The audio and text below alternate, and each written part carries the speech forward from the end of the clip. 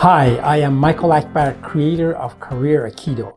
In the next 60 minutes, you are going to learn my exact strategy on how to get rapidly promoted or to land your dream job in 8 weeks or less, earn 20% or more without applying online. Also, throughout this presentation, I'm going to give you secret links where you can access many of the success tools that I will be talking to you today. So stick around. I promise it will be worth it. Now, I know there are all sorts of distractions all around us, but the strategies I am about to share can change your life. I don't want you to miss a single crucial step. So please make a commitment to stay focused. Close out of social media, stop checking your email, and turn off your cell phone. Multitasking is overrated. So give this training your complete attention. Now, you're probably wondering why I am qualified to teach on this topic. Here is my story. In 1985, I was hired by GE to work for them in Singapore. It was an exciting time for me. But a year into that work, we were all laid off.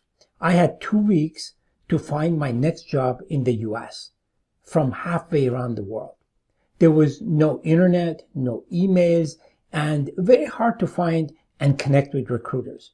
Those days, I was not a US citizen, so not only did I need a new employer fast, but also I needed an employer who would sponsor me for work in the US. Of course, my other option was to be drafted in the bloodiest war in the Middle East. The fact that I am alive and talking to you today means I was able to use some unconventional ways to land my next employment all the way back in Portsmouth, Virginia. I say unconventional ways as opposed to strategies because as a young guy in his 20s, at the time, I was unaware of the science behind what I had stumbled on. But by 1995, I was working with IBM. Right in this building, 6710 Rockledge Drive in Bethesda, Maryland. I was frustrated, wanted to make a change, but didn't know what. There were not many career coaches those days, and I had a hard time finding the right job the conventional way. Finally, I left IBM to take some time and figure it out. I was not having a lot of luck. Then, out of desperation, I had my first epiphany. Why not try the same guerrilla techniques I used in Singapore that got me a job back in the US? My game plan worked again. For the next several years, I sharpened those techniques and applied them to business development and my career advancement. For example, without any formal interviews, I landed a long-term gig at the World Bank and turned it into a $2 million a year consulting business. Then, with no prior background, landed my next job in the federal contracting business. I even got myself invited to the Pentagon by no other than the Assistant Secretary of Defense. By the time I left that industry, I was making close to $400,000 a year, which in 2014 was a decent income. But by 2014, I was starting to feel that what I had learned and mastered was a calling. This was my second epiphany. So to test it, I tried it on professionals who were coming to my wife for resume services. The system was working for others as well. People who would have otherwise settled for more mediocre opportunities were now aiming higher, getting themselves in front of decision makers, and were being offered positions they would have not attempted before. Career Aikido, my framework for career success, was born. That was almost 1,000 clients ago. Today, I am going to share how this framework can help you find and land your dream job and accelerate your career advancement. But I hate to waste your time. And since I am confident in your judgment, before I get into debunking the 3 myths about career success and the exact steps to land your dream job and make an employer happy to agree to all your expectations, let's make sure this training is right for you. So who is this for? You may be wanting to land a more fill in the gaps, challenging, rewarding, maybe in harmony with your values, or whatever kind of job. You may be wanting to getting back in the workforce. You may want to change career, but not sure about your options. You kind of feel stuck. You may want to transition to or from the government and the military. You may want to accelerate your advancement with your current employer or maybe a competitor. You may be thinking, I hate my job. I'm bored with my job. I hate my boss. I'm not being recognized, appreciated, or properly compensated. I'm worried about my industry, not sure what's out there. I'm missing the right skills or experience for advancement. I don't want to work crazy hours. I want more balance. I deserve a better environment, a better pay, a better boss, better colleagues. I want to learn new skills. I want to be challenged. I want to learn X amount of money. I want to become indispensable. I want to do meaningful work that matters. You may have tried it on your own, and you may be wondering, why am I not getting calls for the job I was perfect for? Why aren't recruiters chasing me on the LinkedIn? Why was I not called back for the interview I thought I aced? Why I keep getting shortlisted but lose to the competition? Why the offers I get are not what I wished for and deserve? Why the job I accepted isn't quite what I thought it was? Or you may be wondering, why am I being passed over by other colleagues? How can I advance to the next level in my career?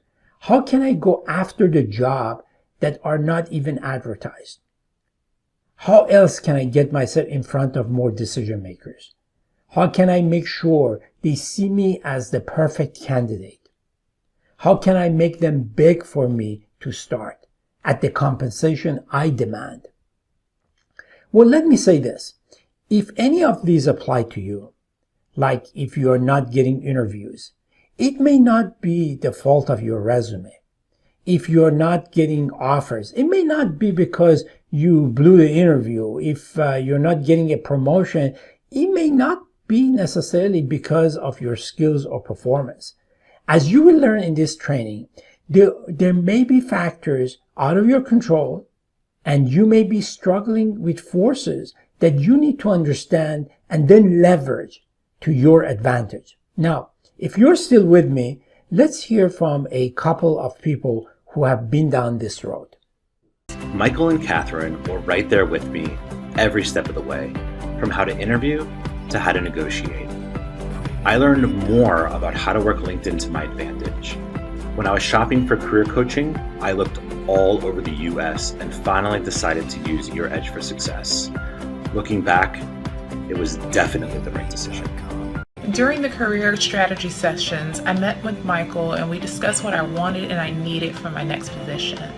As a result of that, I'm in a job that I love and my confidence is at an all-time high. And here are some of our 270 plus 5-star reviews.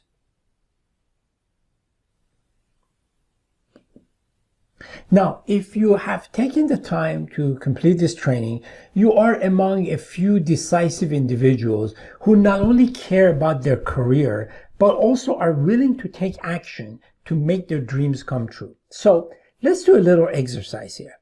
Find a quiet place and a comfortable position to sit. I want you to close your eyes. Take a few deep breaths. Imagine what your life will be like once you know how to land that perfect role. Just picture yourself in that role. Now that you have accomplished your goal, what does that mean to you personally? What would be the impact on your loved ones? What are you hearing your boss, your friends, and your family saying about your success? How does that make you feel? Are you getting even more excited to get there? If so, let's get started. First, I'm going to break down the 3 deadly myths that once busted can unleash your energy to speed up your career goals. I will show you a 3-step formula for landing and growing in your dream job. And finally, I'll introduce the ultimate program that helps you achieve those goals. So let's start by debunking the first myth. Myth number 1. Having a great resume will get you a great job. First, let me share with you some eye-opening secrets. 38% of job opportunities are not even advertised. They are in what is known as the hidden job market. Also, of the remaining 62%, as many as 22% are potential opportunities where recruiters find you. So when you limit yourself to applying for jobs with a resume, you are really aiming at only 40% of opportunities that could potentially be available to you. We regularly interview clients who had a new job or get promoted. The number I shared with you is consistent with what we have learned from our own base of over 5,000 clients. These percentages may vary slightly from one industry or a position type to another, but not by much, at least according to the polling of our own clients over the past 10 years. Now, let's take a closer look. Okay, so on this chart, purple indicates potential opportunities, blue potential interviews, and green potential offers. As I mentioned earlier, when you just apply for jobs using your resume, you are aiming at only 40% of opportunities. If there are 100 current openings that match you, we estimate a potential 3 interview out of the 40 that are visible to you and for which you can apply. This number may sound really low, but remember that you could be set aside not because of your qualification or the quality of your resume, but also reasons beyond your control, like geography, seniority, and other unspoken filters. At the interview stage, you could be competing with as many as 7 other shortlisted candidates. Assuming that all the shortlisted candidates are equally qualified, the probability of an offer to you will be only 12.5%. Of course, I should emphasize that these numbers are averages and can also vary somehow from one role and industry to another. Now, let's look at the same scenario when the candidate is using a resume written by our team. First, let me share with you a simple principle that you can apply again and again in your career to advancement of your goals. In order for people to buy your ideas, proposals, promote you, or in this case, hire you, you need to significantly increase the certainty that they are making the right decision and that you or your ideas are the solution to their needs. Now, one way to look at this is to look at certainty on a spectrum measured from 0 to 10, where 0 indicates they have no confidence and 10 means they are 100% confident that you or your ideas are the answer to their prayers. Now, as you know, the human brain is complicated, and even in a simplified way of looking at this, at its decision making, we are looking at least 2 different measures: logical certainty and emotional certainty. Now, whether you write your own resume or get help from AI or a professional resume writer, the focus is typically on using language to improve the logical certainty.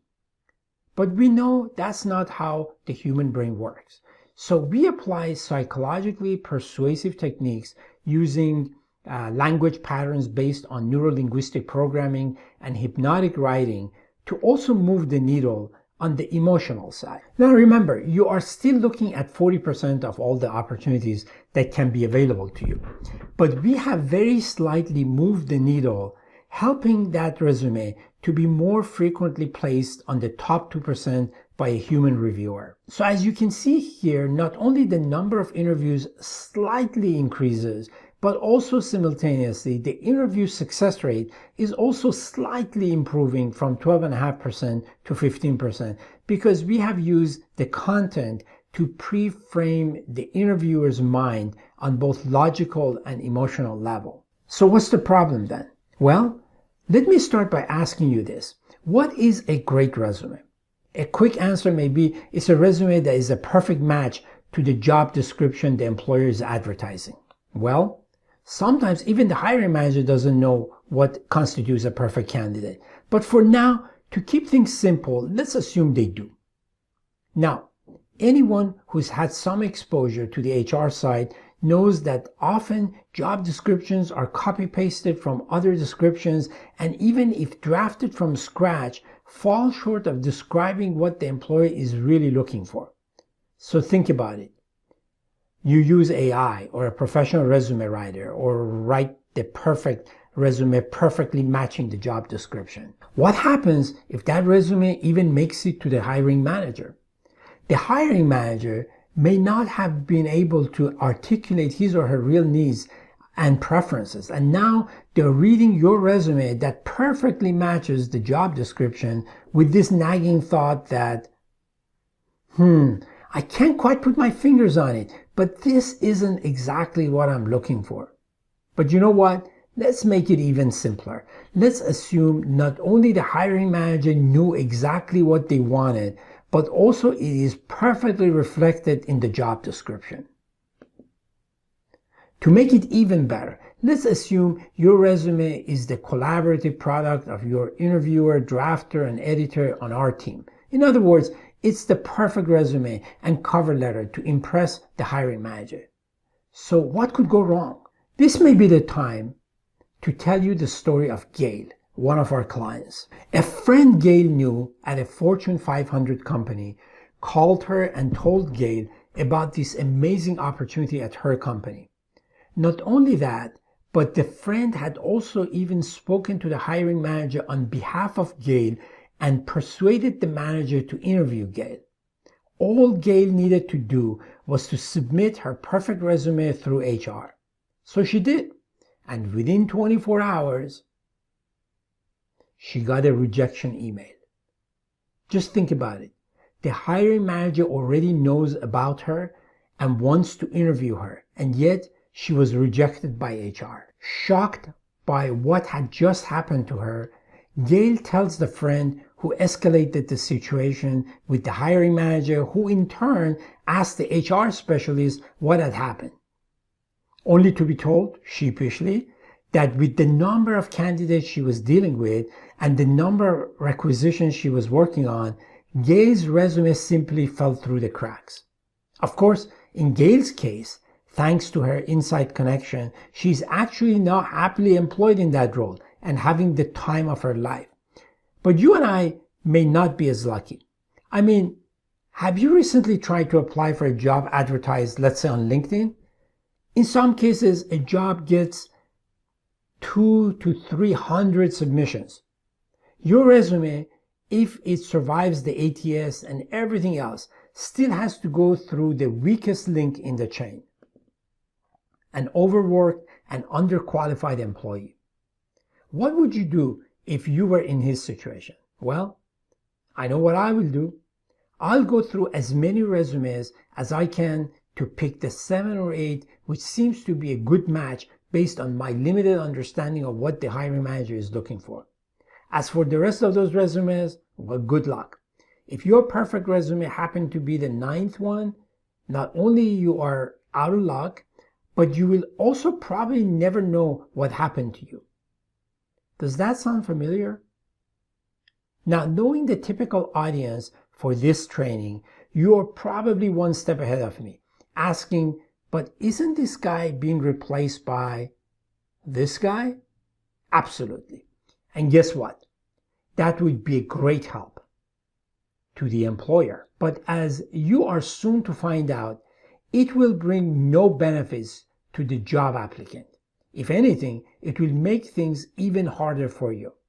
As far as your interests are concerned, this is a broken system.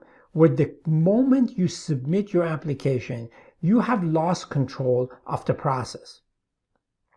No matter how perfect your resume is, and no matter if Bubba is looking at it or AI.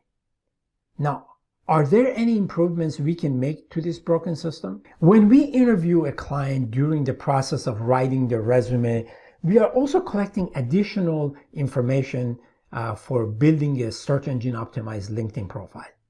Having a search engine optimized LinkedIn profile can enable recruiters to find you, and in that way, you can increase the pool of potential job opportunities from 40 to 62%. Also remember that these days, LinkedIn is the first place employers go to check you out when they get your resume.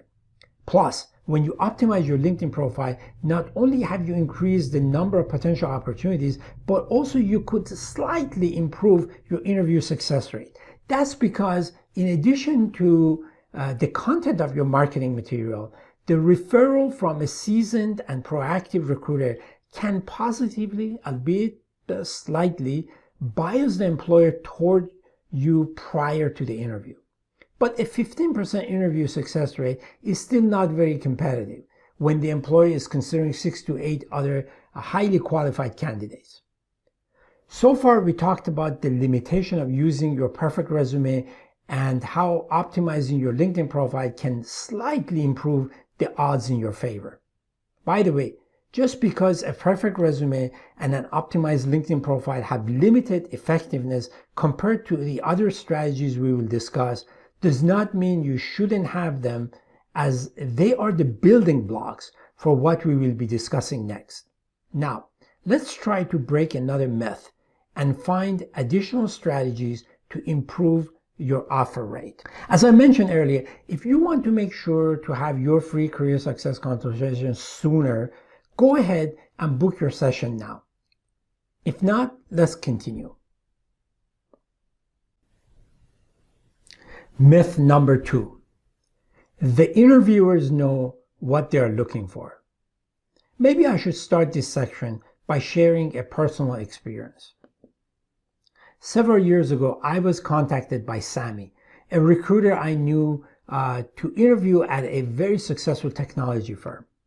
At the time, I was very happy with what I was doing and wasn't really in the market. But Sammy insisted that I should go and meet with these people anyway. Finally, I agreed. It took a week of back and forth emails with one of the senior directors, and finally the day came to meet with them. As you might have guessed, I had done no preparation for this meeting, but I was getting very curious about what the company was doing and why they are hiring. I met with the senior director in the cafeteria and started a very casual conversation. She did most of the talking in response to my questions, and we agreed to catch up later. I was driving back to my office when the same senior director called me saying she thought we had a really productive meeting and that she had already spoken to her boss and wanted me to meet him as soon as I am available. Now, before I break it down as to what happened, let me clarify the second myth. You see, the employers know their business objective or the ideal outcome they are looking for. For example, they may want the new hire to help improve the metrics for the receivable, or they want to make sure the migration to cloud will be done on schedule, or they want the new marketing channel to result in X% growth in revenue, or they want to improve diversity, retention, or the modest goal of going back to the status quo after the departure of a key employee. So the interviewers are focused on figuring out if the interviewee can pull this off, whatever this is. So most questions during the interview, and I'm including behavioral interview questions as well as questions during reference checks, are focused on trying to figure out if this is a good match. Referring to the whole person picture, they are really checking your briefcase. The more advanced organizations may also be using scientific tools like predictive index to look inside the head, the behavioral drives and cognitive ability. and they may even touch on the heart. Now, have you ever gone to interviews where briefcase, head, and heart were perfect match, and yet you got one of those "we decided to go a different direction" emails? Now, as I'm saying this, does this remind you of something we touched on earlier? You got it. The employer is consciously seeking logical certainty. Of course, they are also subconsciously seeking emotional certainty, but they are not aware of it. You can't consciously seek something you're unable to define. In that sense, you can say they don't really know what they're looking for. So let me go back to the meeting Sammy arranged for me. In that encounter, I subconsciously raised the senior director's level of emotional certainty about me. I say subconsciously because honestly, at the time, I myself was totally unaware of what was going on. It's only later that I studied similar encounters as well as numerous other studies and experiments to come up with a tool that you can now use to your advantage. So let's take a few minutes here and watch my partner Catherine share a very high-level overview with you. Have you ever not gotten an offer after interviewing for a job you really wanted without knowing why? Frustrating, isn't it? You probably tried to sell yourself at your interview while hating that you had to do it. Or maybe you even told the hiring manager, "I am uniquely qualified for this position." The truth is, neither approach is going to inspire someone to make you a job offer, but these are the approaches that novice job applicants often use. What if, instead of a job interview, it were a first date? Would you say, "I am uniquely qualified to be your boyfriend," or try to sell them on being your girlfriend? Or would you take your time to get to know the person, to decide if you want to be with them, while giving yourself every opportunity to be chosen if it's a match for both? Let's say you're smart enough to choose the latter approach, which also works for interviewing. You're not going to be focused on giving perfect answers to each of their questions. You're going to focus on charming and learning about the other person. You will dress to impress, smile, ask great questions, be kind to people around you, and respond sympathetically and intelligently to what they say. You will make them laugh at their jokes, and tell intriguing stories. You will be diplomatic about people it didn't work out with. At the end of the meeting, you will express interest in seeing them again if you remain interested. Welcome to Interview Aikido. We at Yes Career Coaching and Resume Writing Services named our interview training technique after the Japanese martial art Aikido.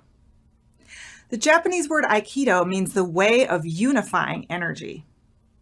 One problem with the traditional approach to interviewing is that when the interviewer asks all the questions, the interviewee has less power. But with Interview Aikido and successful dating, you are unifying with the other person, metaphorically walking side by side instead of being disempowered. Interview Aikido consists of 3 main elements. 1, asking questions throughout the interview and effectively using the information you get. 2, building rapport. And 3, adeptly handling any concerns they may have about you. When you use Interview Aikido, you ask questions throughout your interview. What are your favorite and least favorite aspects of working here? What's working well in your department? And what would you like to see different? This has 3 benefits. It makes you more relaxed because you will be on the hot seat less, and it creates a more relaxed, free-flowing conversation. It enables you to build rapport by getting into the interviewer's world. And most importantly, it enables you to get information you can use to present yourself as the solution to their problems. For example, if the question, "What are your strengths and weaknesses?" is asked before you have answered, when you have only answered any questions, you will have to answer without knowing what they want to hear. But if you asked and heard the answer to, "What would you like to see different in your department?" before you are asked, "What are your strengths and weaknesses?" you will know which of your strengths will be most helpful to mention. The second aspect of Interview Aikido is building rapport. When interviewers say something about themselves or the organization's challenges, Do you respond in a personal way like, "That's awesome, good for you," or, "Oh, I can imagine," or, "I feel your pain"? Or do you respond from, "How should I sell myself now?" Responding to interviewers in a personal way will build a relationship with, energetically align you with someone who may soon be your boss. Responding from trying to sell yourself is more typical and less effective. If you relate empathically to hiring managers, you can be the one they most like and want to work with. A brain study by neuroscientist Antonio Damasio found that when people lose the ability to feel emotion, they cannot make decisions. In other words, everyone makes decisions emotionally, even if they later justify those decisions with logic.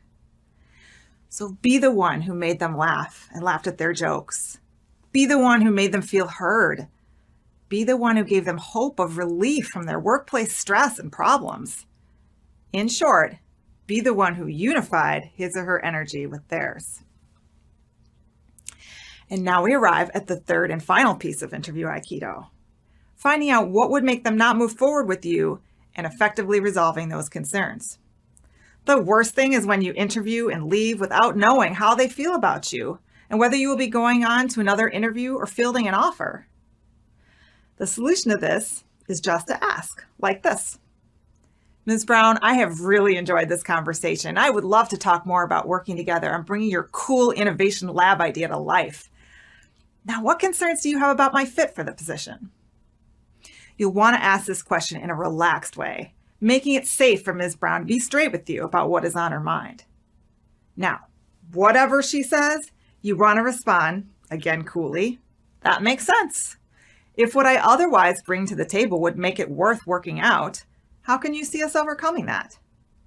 Note, you must resist the temptation to try to solve this problem for her, as Ms. Brown will feel more confident about the solution if she comes up with it herself. So there you have the 3 secrets of interview Aikido. Ask great questions and effectively use the information you gather, help them like you, and get any of their concerns resolved to their satisfaction. Like a date, an interview is an opportunity to charm, befriend, and build excitement. If you do this right, you just may get a sweet offer and a great relationship with your new boss, with whom you are energetically aligned. In short, you'll score. Okay, so let's take Catherine's presentation one level deeper. Do you remember the periodic table of elements from our high school chemistry class? And that every molecule in the world, whether it's water or more complex material, is built from these basic elements in the table? Well, now I want to make an outrageous claim based on extensive psychological studies, including the work of Blair Warren, the author of The Forbidden Keys to Persuasion. Do you remember these diverse examples of goals for which a hiring manager may be interviewing and hiring someone? Well, all these goals, and in fact every other reason for which an interviewer is talking to you, is meant to meet one or more of the 7 fundamental human needs of the interviewer. Warren called these needs addiction because they are insatiable. Of course, no interviewer is consciously aware of this fact, and almost no interviewee knows how to leverage them. And you wonder, why am I getting those "we decided to go a different direction" emails? To make people, including strangers, refer you to jobs or become your staunch advocates for advancement, or for interviewers to quickly make up their mind about wanting to hire you, you need to master these secrets, and our Aikido technology was developed to do just that. I'm sure you remember this chart from earlier in this video. Now, let's add our interview technology to this formula. The same number of opportunities at 62%, the same number of interviews, and yet the interview success rate goes from 15% to 27%. That's almost doubled and is better than 1 offer out of 4 interviews. This is happening because you will leverage your understanding of the 7 fundamental needs and learn to use the psychology of influence to impress the interviewer at the subconscious and emotional levels. By discovering and honoring these needs, not only are you increasing your chance by increasing emotional as well as logical certainty in you, but you will also discover any concerns they may have about you and use the technique to coach the interviewer to overcome their own concerns. As the icing on the cake, during the interview, you will also learn about factors you can later use during your salary negotiation to maximize your compensation. Almost every client achieves this level of success after studying the training material and a single mock interview. Just to summarize what we covered, many of you have heard the adage, people buy emotionally and then justify it rationally. Well, it's no different in hiring. That's why it is critical to increase not only the logical certainty that you can do the job, but also the emotional certainty that they like you, trust you, and they want to have you by their side, even if they cannot quite articulate the reasons. But of course, they will come up with their own rationale. As you will learn later, increasing the emotional certainty by a skilled practitioner of interview Aikido can even compensate for a moderate level of logical uncertainty. That is, you do not have to be the most qualified candidate in order to get the offer. On a related note, some of you might have remembered having done a great interview only to never hear back from the prospective employer. Well, before leaving the interview, we want to use certain questions specifically designed to get a feel for how well, on a scale of 1 to 10, the interviewer thinks you did. And more importantly, coaching them on what the two of you can do together to overcome those objections, thus increasing that level of certainty before you leave the interview. And let me emphasize the word coaching here. If the interviewer thinks you are too short, too tall, too slim, too fast, etc., you will not be arguing or countering their perception. That goes against one of their fundamental human needs, but rather probing them on how they can overcome their own objections will actually leverage another one of their fundamental human needs. And finally, how can you successfully negotiate better terms for your compensation if you have not fully discovered the full value that the employer believes you can bring to the table?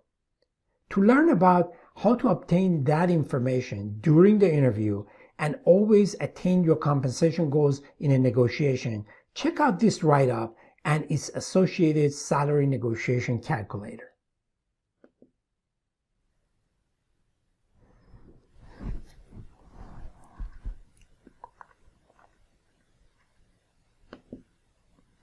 Now, some of you may be losing your patience with me here, saying, wait a minute, I'm not leaving my current job.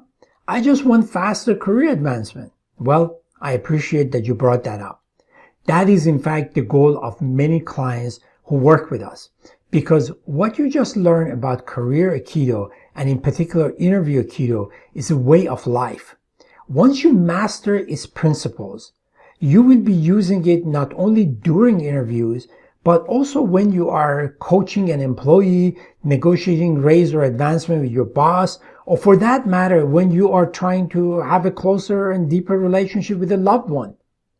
I want to invite you to a new perspective about your company and your boss.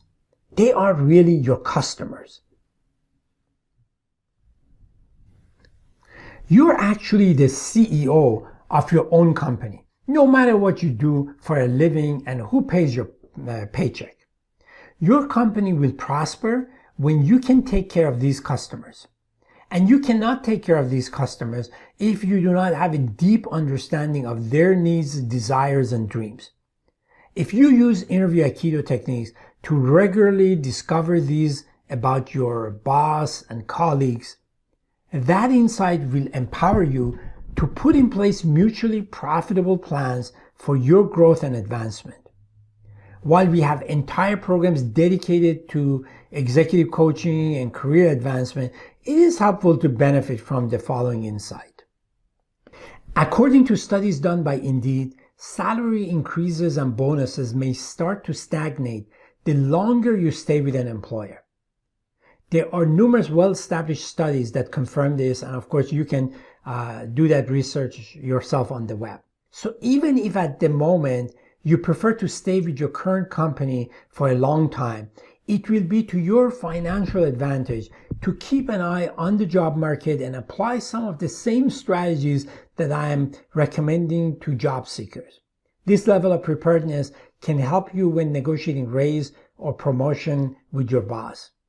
Now, before we leave the topic of interviews and future advancement, let me briefly bring up another point. Okay, you did everything right, you aced the interview, and now you're employed. That's like going from a couple of dates to engagement. Up to now, both you and your employer were on your best behavior.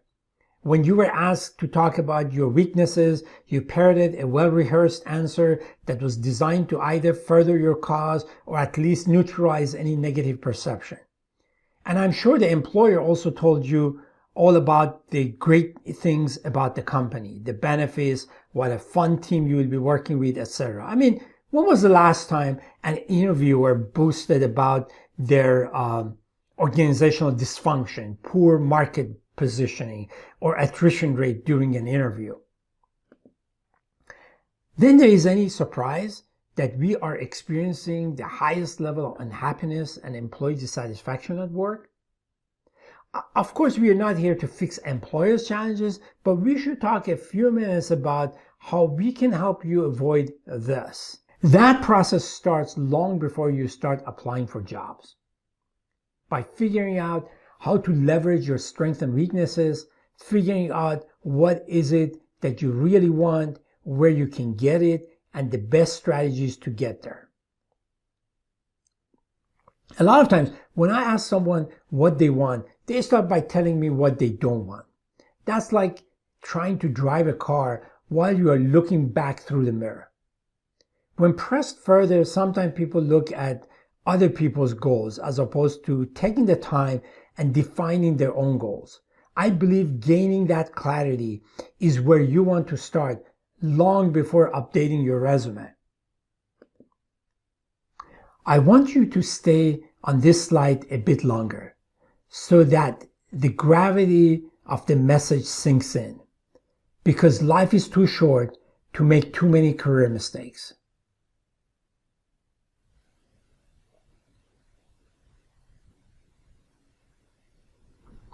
So here is a link to a tool that you can help you focus on what you want and make sure that you're focusing only on employers and roles that help you achieve those goals.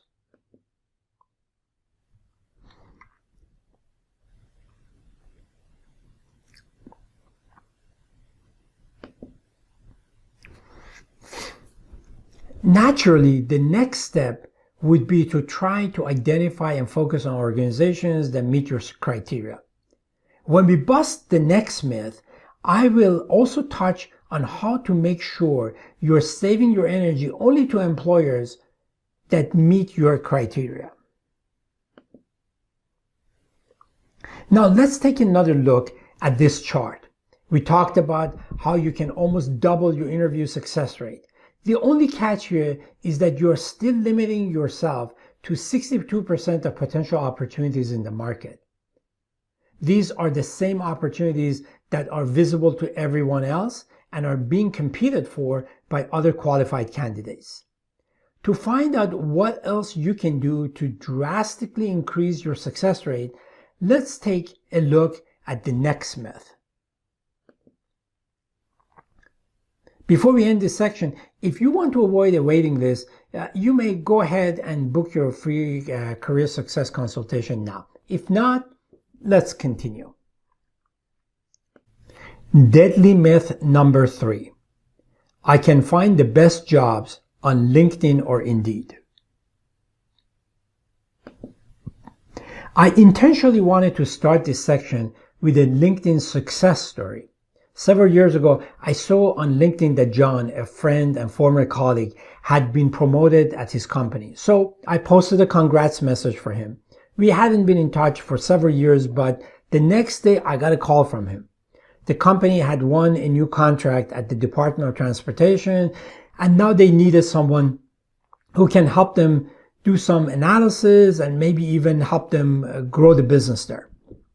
Well, I was neither a seasoned analyst nor a transportation expert, but for whatever reason, John already had a high level of logical and emotional certainty that I could help them out. A couple of months of part-time consulting and $25,000 was the result of posting a congrats message for an old friend on LinkedIn. I started with this story to emphasize that while we are about to bust the myth that LinkedIn is the source of best jobs, it is still an enormously valuable tool and resource for your job search, and I strongly recommend mastering all it can offer. For example, you want to master all the activities that can help you increase not only your visibility, but also your credibility. Starting with commenting on other people's posts, posting your own comments, articles, videos, etc. In our program, we will learn that even your current network can be at least 2 to 3 times larger than what you think. You will learn ways that you can enlist members of this network as well as other people as trained champions and advocates using LinkedIn and other strategies. Finally, you can use the groups for better targeting of companies and contacts. With that said, I want to transition to Simon's story. But first, let me apologize for going into some length on some of these slides. I assure you that every point has an important value you want to leverage. Anyway, as you may recall, thanks to my friend John, I started to help his company on one of their projects. On the occasions I was at their office, I noticed a quiet, heads-down gentleman working at a dark cubicle at the back of the work area.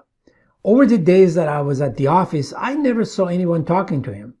So I decided to stop by his desk and introduce myself. Now, I am a shy introvert. The idea of stepping forward and introducing myself used to intimidate me. If I dragged myself to a networking event, I would end up talking to someone I already knew or someone who was kind enough to start the conversation with me. Over 20 years ago, all that changed. I wanted to enjoy networking events, and finally, I had an epiphany. When I have guests at my party, I wouldn't hide in the kitchen. I constantly ask them if they're having a good time and if there's anything else I can do to help them. So I decided to act at networking events as if it was my own party. I would look around and find anyone who was quietly listening or standing in a corner by themselves. I would reach out and ask how the event was going for them. It was a game changer, and I started to have a blast. I built on this concept and turned it into a guide on how to plan for a networking event, what to do during the event, and how to follow up with people after the event. You can download a copy here.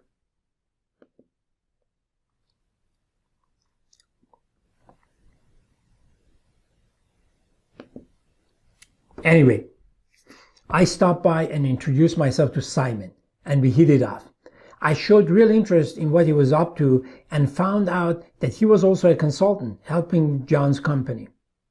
A month later, Simon called. He wanted me to meet the president of a federal contracting company. So I went and met with Gary. Gary, the president, told me that the owner was ill and wanted to get out of the business. He needed some help growing their business and putting it on the market in a year. Gary went on to offer me $120,000 for half of my time during the year on the spot, without looking at my resume and no questions asked. Well, that's not quite true. I asked him a lot of questions I had designed based on the Interview Aikido framework. You see, it's like when you go to the doctor. He or she asks you a bunch of questions, and based on the quality of those questions, we assume the doc also knows the cure. Sometimes the doctor's questions make us relive the pain, but a skilled candidate will take it a step further, not only asking pain-related questions, but questions that make the interviewer see his or her own picture of a successful and painless future. You only ask questions and they painted their own picture, one where you happen to be sitting in the corner celebrating with them. Now, these true stories, how John got me involved with his company and how Simon referred me to another lucrative opportunity, are great examples of jobs in the hidden job market. The second one came about not because I was looking for a job, but because I took the initiative to make a friend. In this case, with someone you would have not guessed would know anyone, let alone a network full of senior executives. Now, how often do you find sweet offers like this on LinkedIn? Here are some of the common characteristics you often find with jobs in the hidden job market. The position is not advertised. The scope may not even be firmly established. There is little or no competition. A high degree of trust pre-exists because of an introduction. The scope of compensation is more negotiable. Now, there was another reason I chose this particular story. I wanted to emphasize that while it is very important to identify and leverage the support of network of professionals in your industry, you never want to dismiss the possibility of who else is capable of being a great source of referral to you. My cousin retired after years of having worked in the produce section of Giant's Food. During that time, he introduced a number of my coaching clients to presidents of biotech companies in Maryland, congressmen in DC, as well as senior executives in the government and private sector. You can say while he was polishing the tangerines, he was also schmoozing with his high-profile customers. So here's an updated version of what I shared with you earlier. You can do it alone, but when you have a well-trained team of champions and advocates, not only life can get easier, but also you are almost certainly presented with opportunities that you would have not known even existed. Now, at this point, you might be thinking, whoa, slow down. This may work for specific roles, someone with a lot of experience or a big network. Well, it is true that it might work even better for someone who's already built an effective network.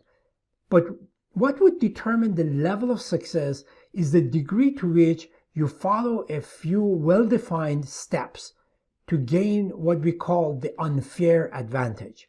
Here is a snapshot.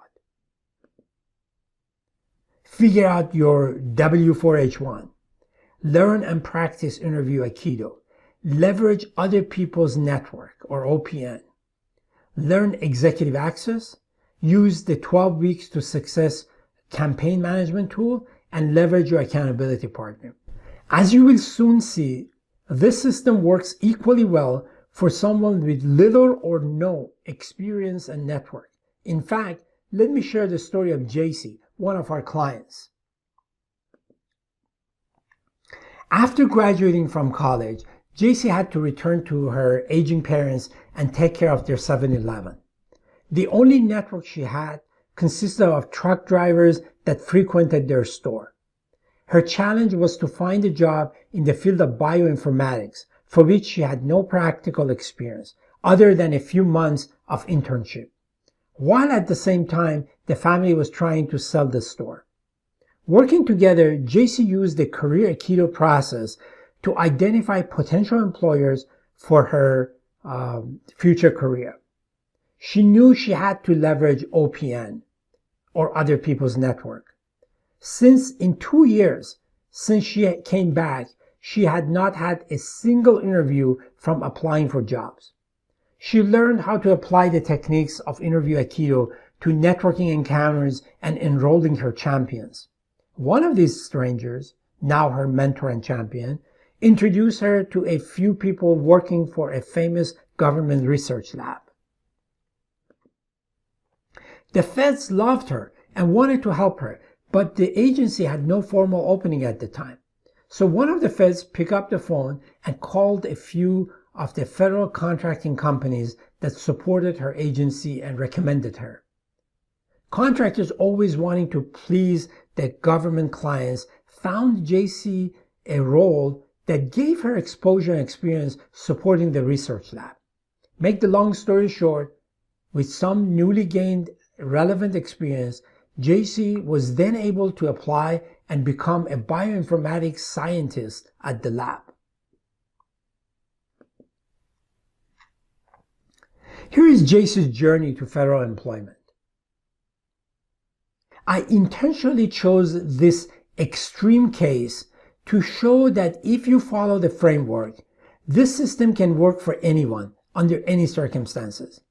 This was also a good example of how increasing the emotional certainty can compensate for lower logical certainty, like the lack of adequate experience. Now, let's revisit a chart we looked at earlier. You saw earlier that by leveraging Interview Aikido, you can increase the interview success rate to 27% when you're exposed to only the 62% of job opportunities that are also visible to your competition. But the last two stories, the opportunity that Simon introduced me to, as well as how JC landed her job, are examples of opportunities in the hidden job market. Here's another quick example. I had a new position created for me, thanks to their helping and coaching. Well, all the credit goes to Reshma for taking action on the strategies we discuss in this course. So now let's take a look at our chart, including the final strategy you can use to significantly improve and speed up landing your dream job. This is where, with career strategy and networking support, you are opening up the field to include the less crowded hidden job market, the other 38% of jobs that you can only access through networking and introductions. But there's a very important point that I want to make sure is not lost here. You can apply the same advanced techniques not only to the jobs in the hidden job market, but also to the jobs that are advertised. In that case, while your competition's resume is collecting dust in the HR, you are shooting the breeze with the hiring manager. Because using the Career Aikido framework, you will build and grow a network of advocates that will make introductions for you. Because your competitors will not have the same tools and strategies available to them, you will find that for some positions, you will be competing with fewer candidates. You will also find that most of the interviews are going to be less formal and more relaxed because you get to them through friendly introductions. That is another reason that the interview success rates are even higher. In fact, by leveraging Interview Aikido, you can even beat the internal candidate. Because this proven system has been so successful, we are able to provide a job offer guarantee with the program. But we will also be there to support you through salary and benefit negotiations. Lastly, the strategies you will learn will become lifelong skills that will enable you to repeat this success and get new jobs and promotions through the remainder of your career, in most cases without any additional professional assistance. In summary, this is how you can maximize the number of great offers so you can choose among the best.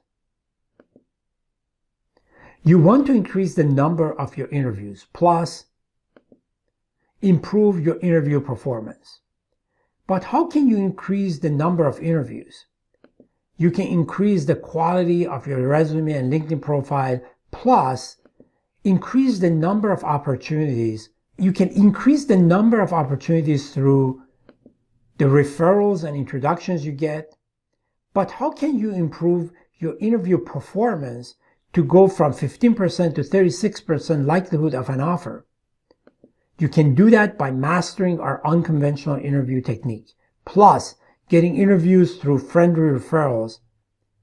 And the key to getting referrals and having more friendly interview is improving the quality of your networking through our career strategy.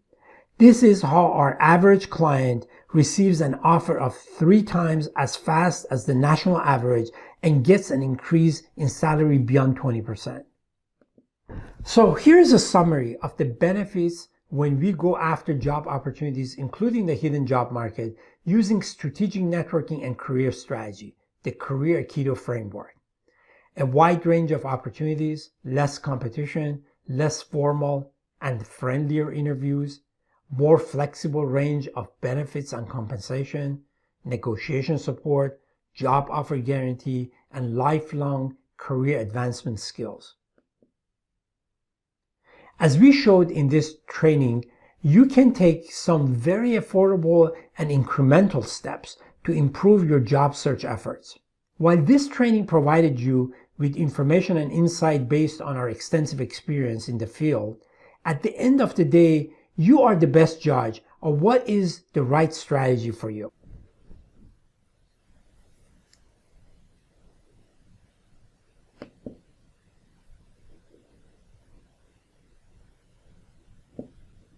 As I mentioned earlier, now that you have the information from this training, you can decide which of these strategies is best for your goals, be it landing a new job or advancing in your current organization. Please feel free to take advantage of our free career success consultation to have an in-depth discussion of your options with your career success advisor at yesconsults.com. I am confident that you will come away with an immediately actionable plan that will accelerate your success.